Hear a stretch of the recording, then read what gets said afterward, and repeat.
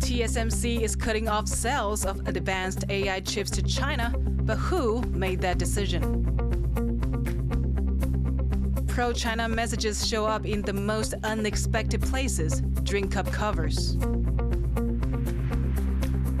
Labor activists take to the streets demanding better conditions. But are things as bad as they say? Plus, dogs and cats are cuddly companions, but activists say they also pose a threat to Taiwan's wildlife.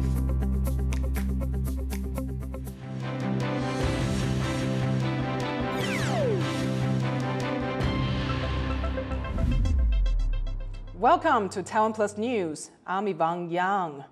Taiwanese chip giant TSMC has said they won't comment on reports that the U.S. ordered the company to stop all sales and shipments of advanced AI chips to China. As Chris Gorin reports, it could just be the latest in a series of moves by Washington. Taiwanese chip giant TSMC is once again in the media spotlight. Recent reports say the U.S. was behind the company's decision to end all sales of 7-nanometer chips to China beginning on Monday. Reports TSMC is calling market rumors. The 7-nanometer chips are the kind used to train advanced AI models. If true, giving the order to halt shipments of them would represent yet another step by the U.S. to use export controls to slow down China's progress in technologies like AI. The controls have been in place since October 2022, so while sudden, moves like this one aren't exactly new. I think that this has happened at all. It's not entirely surprising. Now, as for the timing, that is perhaps a little unusual. This has happened just after the election, but then again, the Trump administration does not formally assume office till January. And we haven't seen an annual update to the export controls rule in October this year, which has been the case for the last 2 years. So perhaps this dovetails with a planned update by the end of the year. The move also comes after TSMC chips were reportedly found inside equipment from Chinese company Huawei, a prime target of U.S. restrictions. China, for its part, has strongly opposed the measures from the start. 美方将科技和经贸问题政治化、工具化、武器化，阻挡不了中国发展，只会封锁自己，反噬自身。 But the tech competition between China and the U.S. leaves companies like TSMC caught in the middle. TSMC is the biggest company in Taiwan, and it produces 90% of the world's most advanced chips. And it's those chips that power the AI economy. With both China and the United States going all out to try and win the AI race, TSMC has become a major focus of both powers. While geopolitics may hinder TSMC from making certain business decisions, even losing access to the China market may not cripple it. So based on quarterly earning reports from TSMC, their Chinese exposure has been anywhere from 12 to 16%. Obviously, there will be some pain as a business. You want to sell as many chips as possible. So any loss is one loss too many. But then will this loss be fatal in any way or severely undermine their bottom line and ability to stay competitive? I think not for TSMC. Regardless of the financial effect of this latest move, businesses and governments across the Asia-Pacific are becoming more accustomed to tightening trade restrictions as the centerpiece of U.S. tech strategy. Devin Tsai and Chris Gorin for TaiwanPlus. Shoppers in central Taiwan have come across drinks sealed with plastic lids printed with pro-China messages, prompting concern from the public. And as Jonathan Kaplan reports, this is not the first time. Taiwan is home to thousands of tea and drink shops, many of which use plastic seals with different kinds of designs and branding. But one shop in the central city of Taichung is under fire after their labels were found featuring political propaganda from China. Printed on the top of the cup were messages advocating unification with China and saying Taiwan is unable to be separated from the motherland. Messages causing upset to many in Taiwan. 对我们来讲是不太好，因为有一些可能，比如搞不清楚的，他可能觉得没关系，但我是觉得自由是很重要的。有什么法律什么去避免它嘛，对不对？应该没有强制性的动作，可是我觉得这是他的自由。对啊，如果你不喜欢这个店家就不要来。Beijing considers Taiwan as part of its territory. That's despite never having controlled it.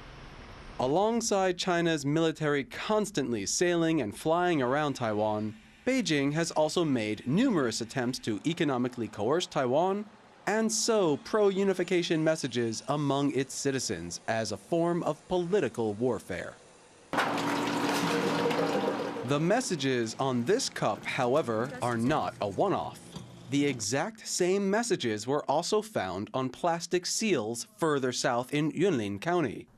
The buyers there have since stopped using the plastic products, saying they originally purchased it from China due to the low cost. While buying products from China is very common, the incident has prompted government officials to urge for more oversight on these kinds of items. 今年8月，在云林才发生饮料封膜出现中国统战的字样。同样的事件，在今年11月的台中又再次发生，混杂在正常的封膜产品当中。这不仅让厂商难以预防、措手不及，也令消费者留下不好的印象。 As many shops in Taiwan continue to purchase goods from China due to low costs, it's possible these messages of unification could show up again. While the government has already raised the issue, it's still down to shop owners here in Taiwan to decide where they procure their products. Andy Xue, Jaime Ocon, and Jonathan Kaplan for TaiwanPlus. Labor activists have marched through Taipei demanding higher pay, lower prices, and more time off. But the Labor Ministry says workers don't have it as bad as the marchers make out. John Van Trieste reports. Around 200 labor rights activists marched to the presidential office with a series of demands. They want government action to raise wages, lower prices, including housing prices, and bring back 7 national holidays axed in 2016. The organizers of this annual labor march, the Autumn Struggle, say turnout this year is low. But the march goes on. 现在物价节节高涨以外，我们一辈子的辛苦买不起一栋房子，那再加上就是说我们工时高，那我们的薪水也低。砍掉劳工的7天假，1年下来帮所有台湾的财团、雇主省下600-700亿，拿去炒作房地产、炒作股市。 And there are other concerns, especially that companies get away with paying workers below minimum wage. They say these workers must do overtime or meet requirements for supplementary pay just to get to the legal baseline. The Labor Ministry, though, says there's a misunderstanding about working conditions in Taiwan. 修法之后，其实我们就确保的每一个劳工都可以有116天1年的这样的休假日数，劳工的薪资上面也是有往上走，其实不像外界这样误解的那个情况。 There isn't always sympathy outside labor circles either. Police warned the marchers twice they needed to keep moving after they unexpectedly stopped. And there were complaints from ordinary people about the march route. These two visions of what working in Taiwan is really like don't seem like they'll be reconciled soon. Chris Ma and John Van Trieste for TaiwanPlus. U.S. President Joe Biden and President-elect Donald Trump are set to discuss foreign policy issues when they meet for the first time since the election. They'll meet in the Oval Office on Wednesday, with diplomacy in Europe, Asia, and the Middle East expected to be on the agenda. That includes the wars in Gaza and Ukraine. The Biden administration will reportedly use this meeting to urge Trump not to abandon Ukraine and its battle against Russia. Trump had campaigned on ending the war in Ukraine, criticizing the tens of billions of U.S. dollars spent on military and economic aid. The president-elect reportedly warned Russian President Vladimir Putin not to further escalate the conflict during a phone call. Russia has said those reports are untrue. Japanese Prime Minister Ishiba Shigeru will keep his job after a vote in the country's parliament on Monday. Ishiba's Liberal Democratic Party and a junior coalition partner lost their majority in a bruising snap election last month. But Monday's confirmation that he'll stay on as Prime Minister does not mean a smooth path ahead. The return of U.S. President-elect Donald Trump and his protectionist approach to trade could put pressure on Japan. The country also faces continued threats from China and North Korea and a rising cost of living. This year's APEC summit has opened in Lima, Peru, with officials from the organization's 21 member economies in attendance. Both Chinese President Xi Jinping and outgoing U.S. President Joe Biden will attend. The two leaders met face-to-face at last year's APEC summit in San Francisco.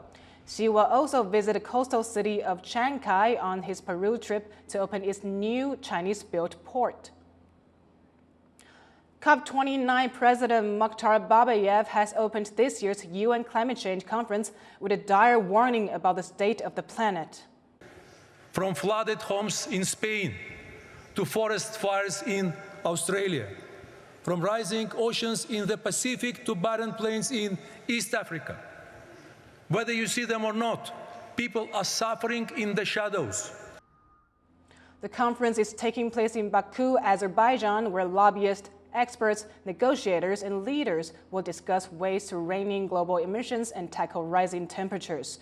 It comes as experts warn that U.S. President-elect Donald Trump's victory could prove a major setback for climate action. Taiwan's got a major stray problem, and their growing numbers pose a serious threat to local wildlife. Animal rights activists are increasingly concerned about the impact these animals have on the ecosystem, and they're calling for stronger policies and public education initiatives to address the issue. Our reporter Sandy Chi explains. Dogs and cats are everywhere in Taiwan. While they are beloved pets and companions, they're actually considered invasive species. 自古以来，它在台湾都是所谓的外来入侵种。因为犬猫它们在几千年前、几万年前就是跟着人类一起生活了，它已经脱离了野外的自然演化，所以这时候它们就是被人类所谓驯化的动物。In 2022, dogs and cats were added as invasive species in Taiwan's official list of animals in the country, just like the green iguana and African sacred ibis, due to the threats they pose to the country's wildlife. Although many of Taiwan's dogs and cats have owners, they can still harm wildlife. In eastern Taiwan, where much of the country's wildlife is found, a wild animal hospital has seen a growing number of native animals injured by stray cats and dogs. They went from just treating 5 cases in 2020 to 84 in 2023. 那尤其是在一些哺乳动物身上，像是山羌或者是穿山甲，那它们被攻击之后，其实伤势都会蛮严重的，尤其是山羌。 Despite cats and dogs being listed as invasive species for 2 years now, most people don't know about it. Animal activists hope to change that.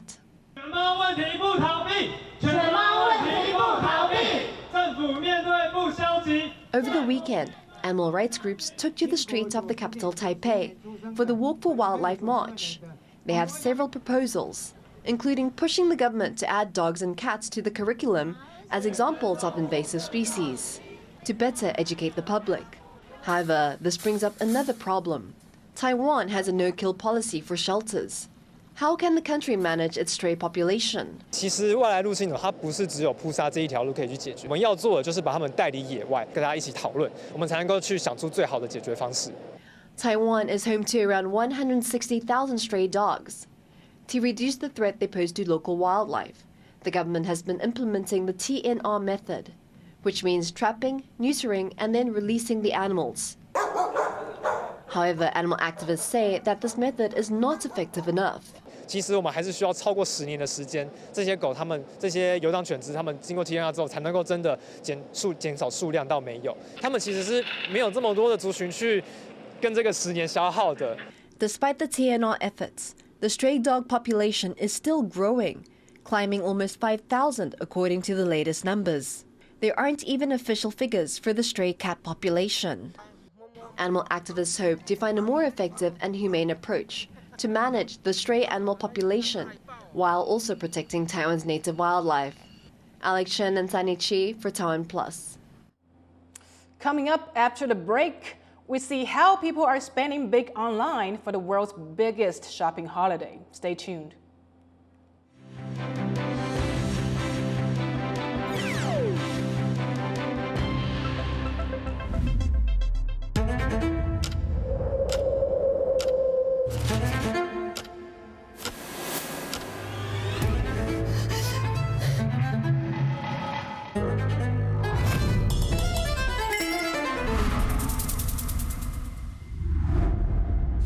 你经历过人生的话，你发现说，我们大部分都是爱美的。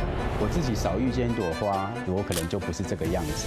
开始思考什么叫做一个本土性，大声的唱出来说我是台湾人。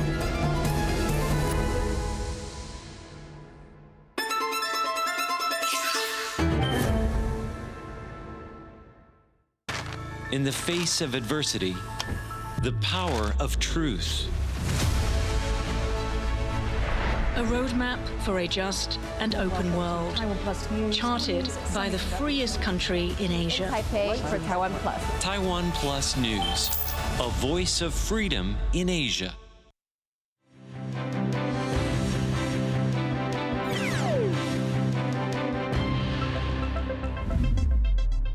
Welcome back. You're watching TaiwanPlus News. The Philippines says it's looking to buy intermediate-range missile launchers from the United States to boost its defense against Chinese aggression in the region.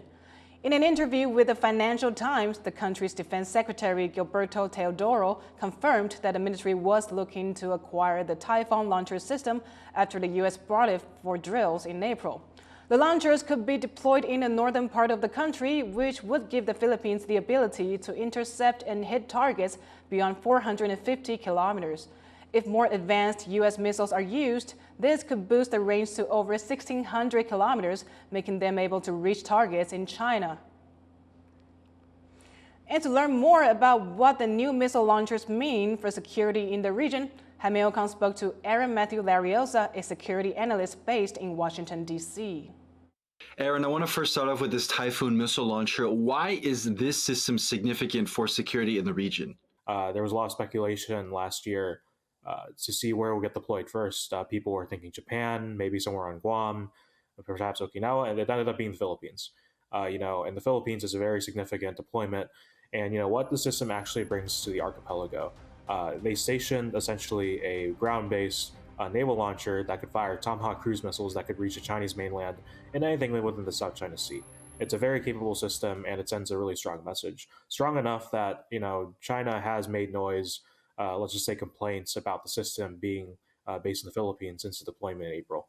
And what are you hearing from military officials in the Philippines? Is this part of a shift, or is there a clear consensus that this is kind of the way to go to manage this rise of Chinese aggression in the region? Whenever we try to talk with the Army, obviously, you know how the Services Act, they kind of just say this isn't meant to deter anybody, or it's not meant to it's not specifically against China. That's what they always say. The deployment area, of course, very significant because it faces both the Luzon Strait, which right crosses Taiwan, and as you bring up rightfully so, the Baji Channel, very strategic piece of water, big, very major transiting point between the first and second island chains. And then if we look westwards, that's the South China Sea where everything's been happening. So the deployment here kind of gives off both of those signals. It basically says, China, we could threaten stuff in the South China Sea, and we could also lock down this crucial piece of maritime geography. And what are the implications for Taiwan? This system is positioned at the tippy top near Taiwan, in that waterway between Taiwan and the Philippines. Does this bring anything to security for Taiwan?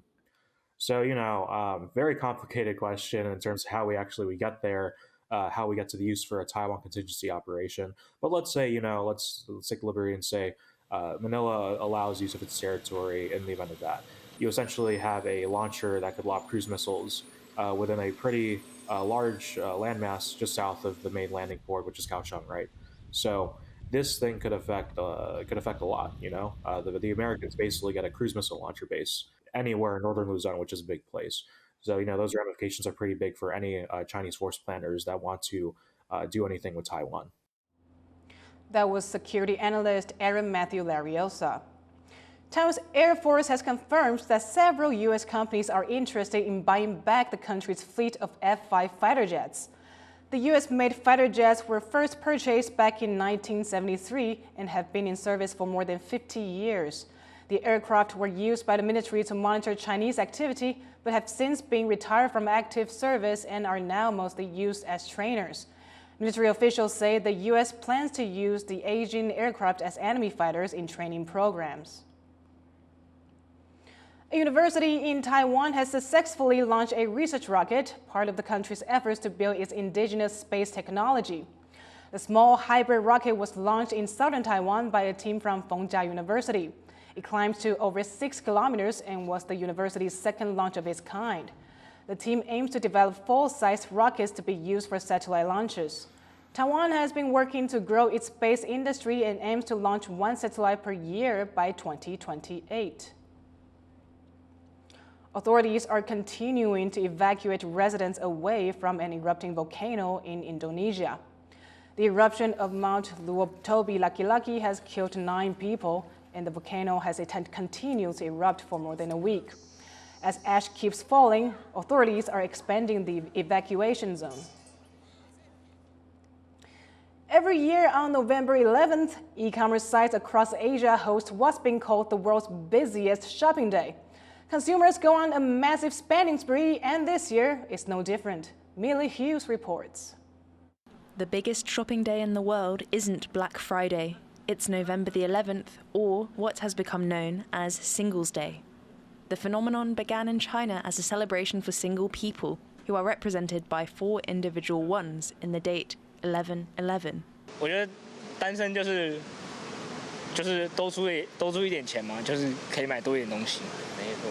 然后就是这个免运又让每一次的购物体验非常的划算。我觉得这是一个非常棒的体验。对，就是单身没事做，就是赶快 shopping。 The idea of Singles Day began with university students in Nanjing, China. But in 2009, Chinese e-commerce giant Alibaba introduced a sale for the day. The promotion caught on in a big way, driving a massive spike in consumption. Now, every year, online platforms in China rack up billions in sales. Last year, sellers accrued nearly $158 billion during the Singles Day period. That's compared to the around $35 billion that shoppers in the US spend during the country's busiest shopping period, right after Thanksgiving, known as Black Friday and Cyber Monday. Here in the streets of Taipei's busiest shopping district, there isn't actually much going on. But that's because, unlike Black Friday, most of the Singles Day action takes place online. In the past decade, consumers in Taiwan have bought into the Singles Day phenomenon, with online shopping platforms like Shopee offering special deals. 我们基本上都是因为家庭生活用品、生活必需品，对，然后家电用品，然后小朋友的衣服。 几乎都在网络上买了。之前就已经就是放在购物车的东西，就是等到双十以后，就是再下单，这样会比较划算。就是一个消费主义的遗毒，就是要大家一直买东西。10月周年庆过完，还要再继续双11买东西。 Singles Day started as a 24-hour shopping spree, but now it's become an event that starts as early as late October, giving shoppers ample time to splurge on everything from luxury goods to everyday necessities, on online platforms and at retail stores. And as the unofficial holiday continues to grow in Taiwan and across the Asia-Pacific region, it's likely Singles Day will continue to hold the title of the world's busiest shopping day. Joseph Wu, Wesley Lewis and Millie Hughes for TaiwanPlus. Researchers are racing to save Australia's koala population, where significant numbers are affected by chlamydia. Rosie Greninger has more. This is a Junie, an orphan koala joey rescued from the side of the road in Sydney after her mother was hit by a car and killed. This is a common occurrence in Australia as the country's urban centres continue to rapidly expand, forcing the species to risk roads and dog attacks in search of eucalyptus trees or a mate. It's hard. It's hard at times. You know, seeing what we see, those 40 koalas that have been hit on Appin Road in the last 2 years.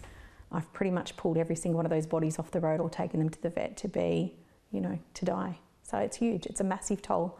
But these iconic animals face another serious threat, one that may cause blindness, severe bladder inflammation, infertility, or even death: chlamydia.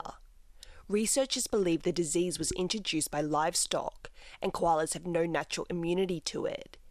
It could even wipe out the species if left unchecked. A large number of the populations have chlamydia within them. There's one really significant population in southwest Sydney which is chlamydia free, and that's the population that everybody's very jealously guarding. There is no guarantee into the future that every one of the koalas that gets out doesn't become infected by a population that's close by and then come back in. According to the Australian Koala Foundation, the country saw a 30% drop in the koala population from 2018 to 2021. Chlamydia is believed to be a significant cause of death. Fortunately, a university in the east of Australia says they may have a way to save the fluffy tree dwellers from the disease. But we were able to show that a vaccine that targets a specific gene within chlamydia can have a positive effect on the koala population. Our plan is to roll this out as in addition to a lot of the methods that are currently being developed to protect koala populations that are at risk. To date, the researchers have vaccinated and monitored 165 koalas for a decade and found that inoculated koalas that developed chlamydia later in life had their mortality rate reduced by 64%. Researchers say the vaccine has already led to a remarkable recovery for a koala population previously expected to vanish within a decade. Chlamydia vaccine research will probably be quite pivotal for populations that we're trying to protect from the disease of infertility, if you like. But I have to stress that this research is in its infancy, and in the immediate future there's no magic pill that's going to fix this chlamydia problem. While the effectiveness of this vaccine in eradicating chlamydia among koalas remains uncertain, animal activists remain resolute. They continue working for a future where these efforts will allow a new generation to witness koalas thriving in their natural habitats. John Su, Sandy Chi and Rosie Greninger for TaiwanPlus. Thank you for watching TaiwanPlus News. You can visit the TaiwanPlus website or follow our social media for more of our stories. Finally, we head to Mexico, where the first World Mariachi Congress wrapped up with a massive concert trying to set a world record. I'm Yvonne Yang. Take care, and I'll see you next time.